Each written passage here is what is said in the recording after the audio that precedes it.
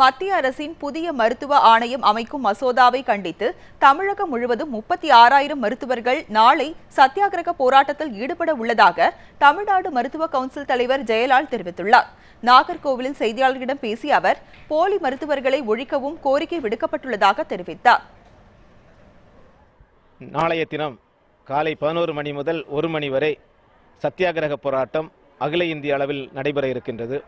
மருத்துவர்களுக்கும் மருத்துவமனைக்கும் பாதுகாப்பு வேண்டும். மருத்துவ கவுன்சிலை கலைத்துவிட்டு புதிதாக கொண்டு வரக்கூடிய தேசிய மருத்துவ ஆணையத்தை அரசு பின்வாங்க வேண்டும். நுகர்வோர் பாதுகாப்பு சட்டத்தில் உச்சவரம்பை நிர்ணயிக்க வேண்டும். போலி மருத்துவர்களை கண்டறிந்து உடனடியாக போலி மருத்துவர்களை தடை செய்ய வேண்டும் என்கின்ற கோரிக்கைகளை கூறி இந்தியா முழுவதும் உள்ள 2,65,000 மருத்துவர்கள் இந்த போராட்டத்திலே கலந்து கொள்கின்றனர்.